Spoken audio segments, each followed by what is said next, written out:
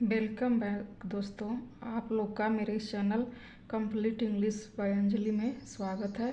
और आप लोग प्रोनाउंसिएशन के रूल को सीखते हुए चल रहे हैं, जिसी के क्रम में आज हमने एक नया रूल लिया है।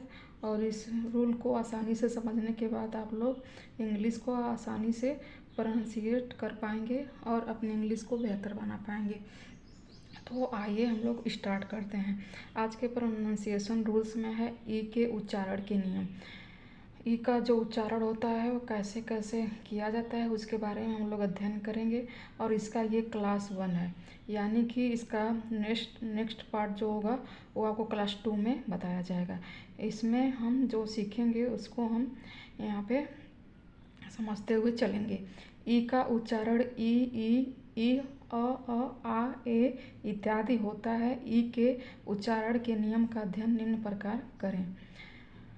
फर्स्ट नंबर पे है, जब किसी वर्ड के शुरू या बीच में ई का प्रयोग हो तो इसका उच्चारण साधारणतः ए होता है। जैसे देखिए फ्रेंड, जैसे मान लीजिए कोई शब्द है, जैसे देख लीजिए यहाँ पे है एक्सतसी। यहाँ पे जो स्टार्टिंग में जो कैपिटल लेटर है वो क्या है, ई है। तो यहाँ पे हम रूल के हिसाब से यहाँ पे दिया गया है कि जब किसी वर्ड के शुरू में, तो यहाँ पे शुरू में ई आ गया है तो इसका उच्चारण क्या करेंगे, ए करेंगे। तो इसको हम क्या पढ़ेंगे, एक्सतसी मीन्स परमानंद। इस प्रकार EBON एवन मीन्स आबनुसी। यहाँ भी वर्ड के शुरू में ही ई आ गया है तो इसका भी उच्चारण हम ए ही करेंगे। इसी प्रकार RAD रेड, यहाँ पे रूल के हिसाब से वर्ड के बीच में ई का प्रयोग हुआ है। रेड में देखिए यहाँ पे RED है, यहाँ पे ई बीच में आया है तो इसका भी उच्चारण हम ए ही करेंगे। इसको हम क्या पढ़ेंगे, रेड। इसी प्रकार स्पेंड में भी SPEND, यहाँ पर भी ई बीच में आ गया है तो इसका भी उच्चारण हम ए ही करेंगे और इसको क्या बोलेंगे, स्पेंड बोलेंगे। तो आई होप आप लोगों ने समझ लिया होगा इसको। अगर आप लोग नहीं समझ पा रहे हैं तो प्लीज़ कमेंट में आप लोग अपना वैल्यूएबल रिव्यू दिया करिए, जिससे मैं समझ सकूं कि मैं आपको सिखाने में कहाँ तक सक्सेस हो रही हूँ। नेक्स्ट रूल है, जब किसी शब्द के अंत में EL EN ENT ER हो तो और इसके पहले 2 से अधिक लेटर हो तो ई का उच्चारण अ होता है। जैसे TUNNE EL, यहाँ पे लास्ट में क्या आया है, EL आया है और इसके पहले 2 से अधिक लेटर हैं तो इस ई का उच्चारण क्या होगा, अ होगा। तो इसको हम क्या पढ़ेंगे, टनल में सुरंग। इसी प्रकार SPOKEN, यहाँ पर भी लास्ट में EN आया है और इसके पहले जो शब्द हैं वो 2 से अधिक हैं, यानी कि 3 हैं। देखिए फ्रेंड्स, 1 2 3, यहाँ पे 3 शब्द हैं तो इसका भी उच्चारण हम क्या करेंगे, अ के रूप में करेंगे। तो इसको क्या बोलेंगे, स्पोकन। इसी प्रकार MUSTER, यहाँ पर भी ER आया है और बाकी रूल के हिसाब से जो है वो फिक्स है तो इसको भी हम मास्टर पढ़ेंगे। मास्टर में गिनती। रूल नंबर 3, जब किसी शब्द के बीच में ई हो और ई के बाद आर से कोई व्यंजन जुड़ा हो तो ई का उच्चारण आधा अ होता है।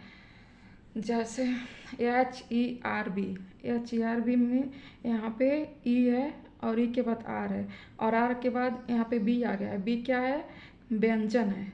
तो इसको हम क्या, इसका उच्चारण क्या करेंगे, इस ई का उच्चारण क्या करेंगे, आधा अ के रूप में करेंगे। इसको क्या हम पढ़ेंगे, हर्ब मीन्स जड़ी बूटी। इसी प्रकार PERK, यहाँ पर भी आर के बाद व्यंजन आ गया है तो इसका भी उच्चारण हम क्या करेंगे, आधा अ के रूप में करेंगे।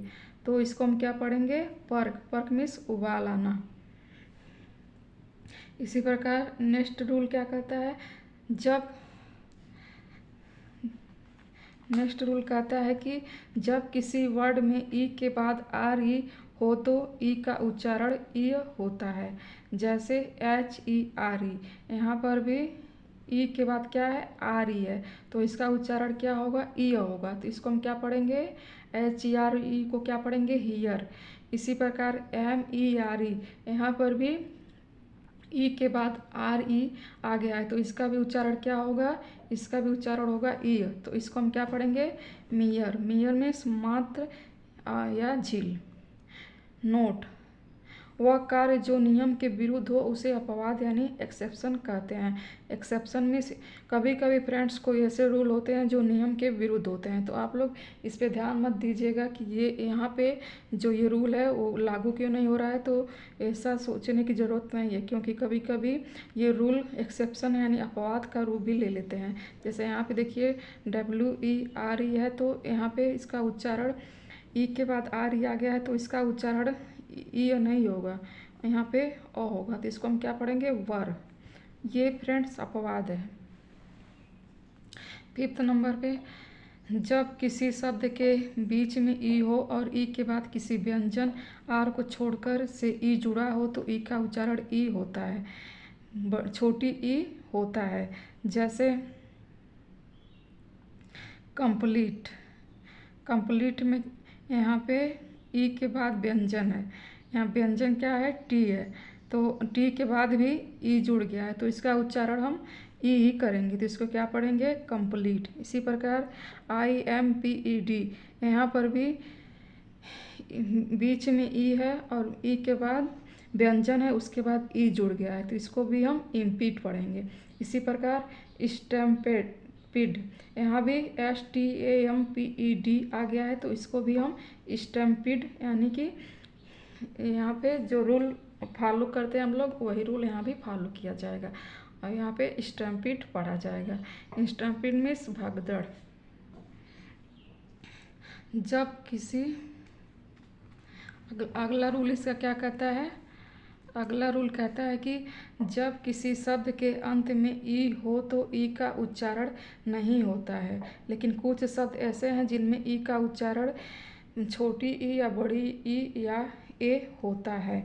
जैसे CLICHE, यहाँ पे क्लीसे, यहाँ पे शब्द के अंत में ई आया है तो इसका उच्चारण, ई का उच्चारण ए के रूप में किया जाएगा। इसे हम क्या पढ़ेंगे, क्लीसे पढ़ेंगे। क्लीसे मीन्स ठप्पा। इसी प्रकार COUPE, इसको हम यहाँ पर भी लास्ट में जो ये पी है इसके बाद ई आ गया है, तो इसका उच्चारण हम क्या करेंगे, ई के रूप में करेंगे, छोटी ई के रूप में करेंगे, जिसको हम क्या पढ़ेंगे, कुपी। कुपी मीन्स पातनास। इसी प्रकार DELE, डिली, यहाँ पर भी लास्ट में ई आया है तो इसका उच्चारण हम ई के रूप में करेंगे, इसको हम डिली पढ़ेंगे। इसी प्रकार FINALE, फिनाली, यहाँ पर भी लास्ट में ई आ गया है तो इस ई का उच्चारण हम ई के रूप में ही करेंगे, तो इसको हम क्या पढ़ेंगे, फिनाली। फिनाली मीन्स अंत। तो दोस्तों, आप लोगों ने इतने रूल को आज समझ लिया है कि ई का जो प्रोनाउंसिएशन होता है वो भिन्न भिन्न जगहों पे कैसे किया जाता है, और इसके नेक्स्ट रूल को, अभी भी इसके बाकी जो रूल्स बचे हैं उसको हम कल की क्लास में देखेंगे और सीखेंगे। तो आप लोग इसको अच्छे से लर्न करिएगा और अपने दिमाग में बैठा लीजिए, क्योंकि आगे आप लोग मेरे साथ जुड़ेंगे तो आपको स्पीकिंग इस चैनल पे सिखाया जाएगा। तो स्पीकिंग को सीखने में ये सब रूल बहुत ही महत्वपूर्ण होंगे, तो इसको आप लोग बारीकी से समझते हुए चलिए। और मेरे चैनल को प्लीज़ लाइक एंड सब्सक्राइब करिए, जिससे मैं आपके लिए अलग अलग टॉपिक पे और क्रम बाय क्रम एक से एक वीडियो लाती रहूं, और मैं आप लोग को इंग्लिश स्पीकिंग अच्छी तरह सिखा सकूं। Thanks for watching.